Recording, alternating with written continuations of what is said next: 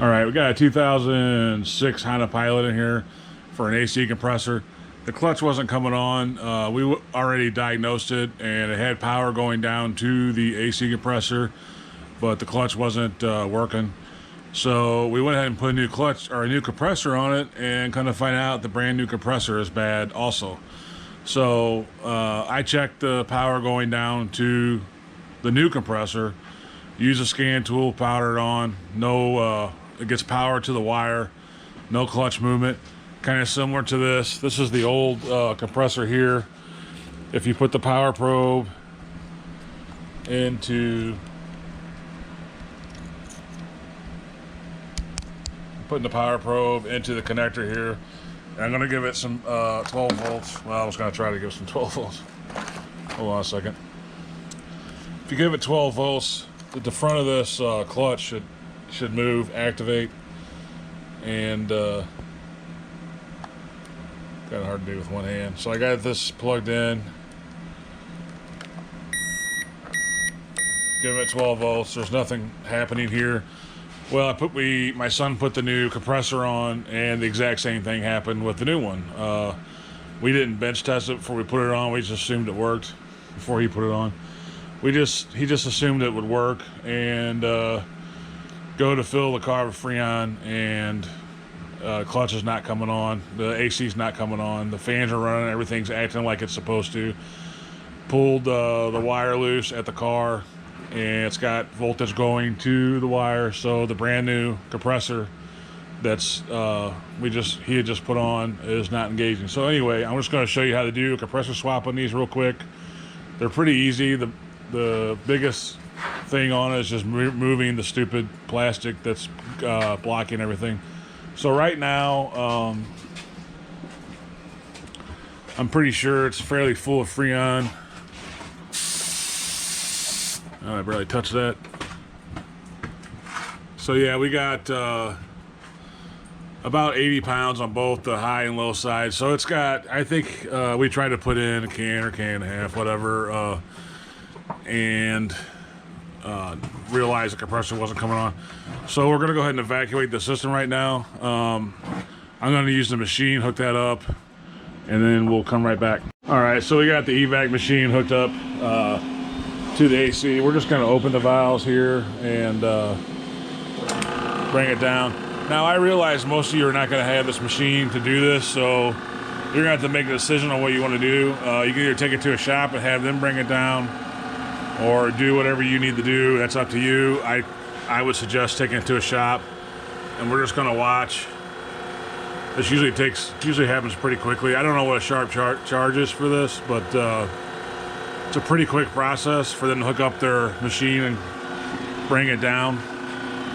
And so anyway, I'm not gonna suggest anyone does anything illegal, but yeah, if you don't have a machine, you're gonna have to either find someone with a machine or go to a shop and maybe pay them a few dollars to bring your system down. So we're just gonna bring this down so it's safe for us to take the compressor off, and then I'll show you how to do that. All right, we're done evacuating the system. As you can see, the needles are at 0. So now it's safe to take the compressor off. And again, I'm assuming most people that are watching this video won't have the evacuation machine.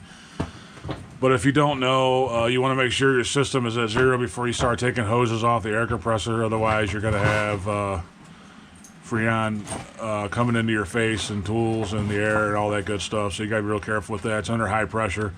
Like I said, when we checked this, it was at 80 or 90 pounds. So that's quite a bit of pressure to be taking lines off. So you want to make sure, if you have the gauges, make sure they're at 0. If you don't have the gauge, or you just got the low side gauge, then like I said, have it evacuated, and then you know for sure before you take it off. So we're gonna go under the car now and start taking it apart.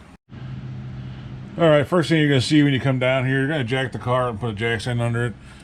Got my dog's ball under here. First thing you're gonna see is this plastic shield. Now we already took this loose because we had to diagnose it. It was easier to get to the plug under here than it was up top, especially with the engine being hot. So this is already loose, so I'm just going to peel this off and get it out of the way. It's just basically got your normal clips that go in different areas. Just search for them and look for them. There's like 5 or 6, if you take it all the way off. I'm just going to take it and kind of move it out of the way. I got this side loose. I'm just going to take it and move it out of the way for now. All right, we're under here. We got this plastic piece moved out of the way. The compressor's right here underneath, so it's pretty easy to get to. First thing we're going to do is just remove. There's two things you need to do before you start working on the compressor. First thing I'm going to do is remove this frame brace. Now, this will drop the frame down in this corner. It's not a big deal because you got a bunch of other stuff holding it up, but just beware that your frame will drop down a little bit. It's, 3 17mm bolts. And it's obviously easier if you have an impact.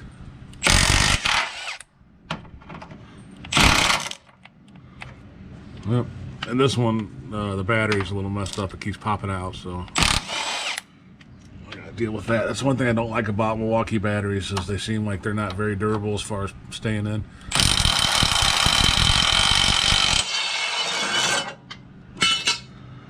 All right, now we got that out of the way. The compressor will drop out.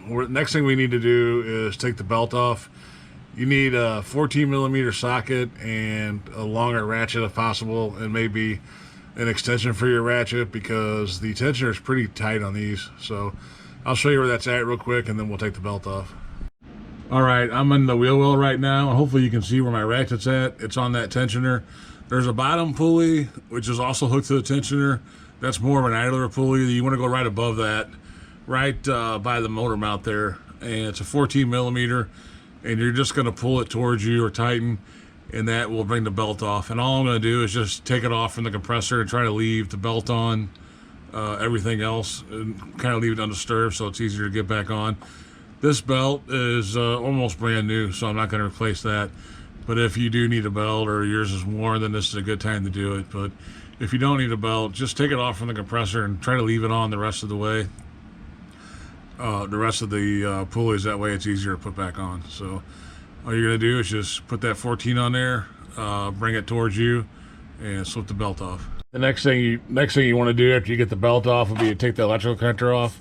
If you look up there, right where your fan shroud is at, you can see mine's already off, because I had to disconnect it to test this, compressor already.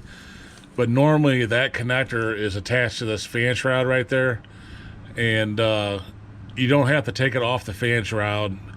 You can just hit the button on your other end of the connector, push that tab in and pull it off, and it'll stay on that fan connector.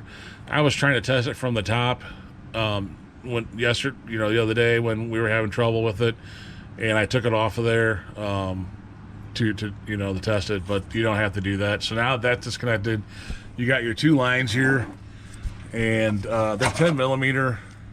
And the first one I'm going to get, I'm just going to use a long extension on this 10mm right here and get it from underneath. And then this one right here, you can either get a 1/4" 10mm or a ratcheting wrench and put it up there and get it loose. I use a ratcheting wrench, but you get those two lines off. So you just take your 10mm off here, and then this line will pull out of the way. And this line here, you can kind of just pull over all the way out of the way. And then this line's another 10. It's a bolt instead of a stud. Once you get that bolt out, you can pull that up, and that'll kind of stay out of the way. And then all you got left is 4 bolts. So I'm going to go ahead and take those off real quick, and then I'll pick it back up. All right, once you get your lines free, like I said, this one can kind of go over here, and then this one just kind of pops up and just keep it out of the way.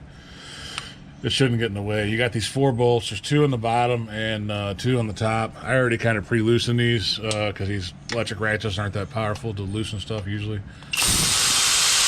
But you got these 4.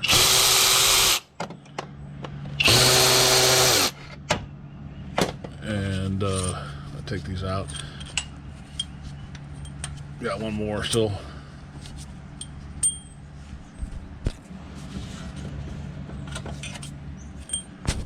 Then we got one, and this one might fall a little because I'm holding the camera, but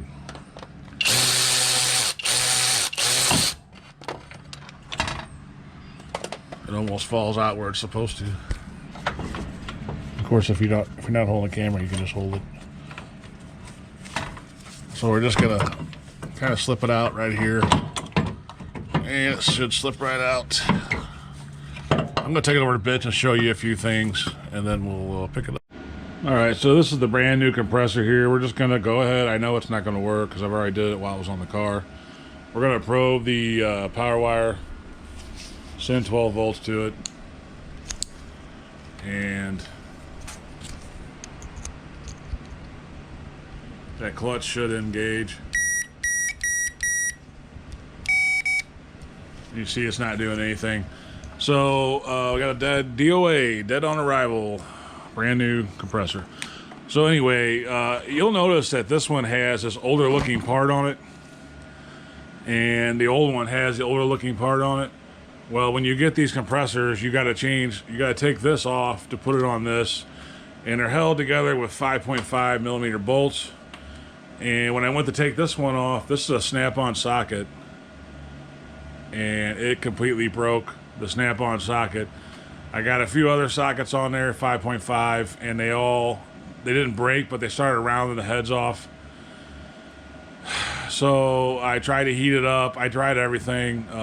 They would not come out. I actually drilled them out, and I was like, this is dumb. I'm just going to go get one at the junkyard. So I went to the junkyard and got this one off an Odyssey. It actually took me, I found a Pilot, same problem. One bolt came out and one didn't. It was going to round off. I went to an Odyssey, same problem. And then I went to my third car in the junkyard, and there was oil all over the front of the engine on that compressor, and it must have had a pretty good oil leak, power steering leak maybe, from the power steering pump. And it had coated this with oil, and these came off at the junkyard. So hopefully you live in an area where these aren't corroded. But I had quite a bit of problem trying to get, well, I never did get it off of the old one, and trying to get one in the junkyard that wasn't, these bolts weren't seized in there. It's only a 5.5 millimeter, so you can't really put a lot of tool on it. And like I said, I tried heat and everything else, and they still were just they round off really easy. So I'm just going to go ahead. You just take these two 5 millimeter bolts out. There's one here and this one here. And this one here is the worst offender of the two, because it gets it's recessed in there, and a bunch of corrosion and crap over the years gets down in there, and it makes the head real hard to get to. So you got to clean that out first. I used brake clean and a pick and cleaned it out really good, and it still had a problem with it. So you're going to have to take these two 5.5s off, and then we're going to transfer that. I got to take it off of this one so I can take this one back, and then we're going to transfer this onto the new one. So I'm going to take this off and then go get the new one, and then we'll pick it back up. All right, so I got the new compressor in. I bench tested it. It does work. I can do it real quick to show you. A couple of things I want to point out real quick. I'm going to go ahead and ground this, and then plug this in. And you'll see that it's moving the clutch.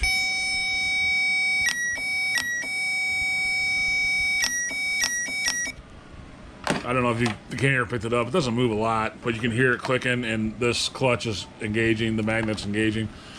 So this compressor came a little different than the last compressor. The last compressor had the two seals in it, and you actually need 3 seals to do the job, because, shoot, you have to have this seal here. So they don't give you enough seals to replace it. And if you're not like me,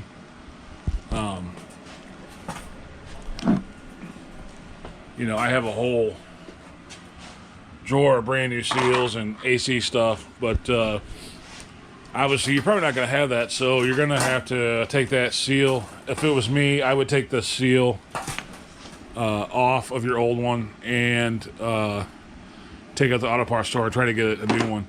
Now the old compressor that I got before had this in the hole to block it off, and it had a seal on it, and that's a seal I used. I took the seal off this plastic plug and put it on this because it was the same hole. This compressor just had these 2 little plugs in there, and there's no seal on them, so you don't get the seal. So I would highly recommend not taking a chance of having a leak and go get a new seal. So after you do that, all you're going to do is just put this back together. You're just going to put that on, put your 5s in. Like I said, I already replaced that seal. It was only on the car for a few moments. And then you want to change your 2 seals for the lines that come out. It's pretty obvious. There's wider one and a narrower one. It's pretty obvious which ones are which and what you have to do. So that's pretty much it on this. You're just going to put your two 5.5s back in here and then reinstall it the way we took it off. And on your Pilot, I think on ours it's 26 ounces. On your Pilot on the fender firewall towards the passenger side, there's an AC tag, and it'll tell you how much yours takes. I think we have rear AC on this car, if I'm not mistaken, and it might take a little more, but than what yours may. I'm not sure. I think ours says 26 ounces max or 27 ounces max, but I'm not 100% sure. So check on your seal. And anyway, that's about it. Yeah, just put it back the way you took it off and have it charge up. If you know how to do it, that's great. Make sure you use a vacuum pump and suck the system down. I usually do about a half hour and then let it sit and then see if there's any leaks and go from there. But don't skip that skip. If you're putting this on at home, you can rent the vacuum pump out. There's one right there. Auto Parts throws rentals out, or you can buy one. You're probably just going to rent it out, and you hook it up to your low side and high side. And, let it run for about a half hour. Open up the valves and let it run for about a half hour.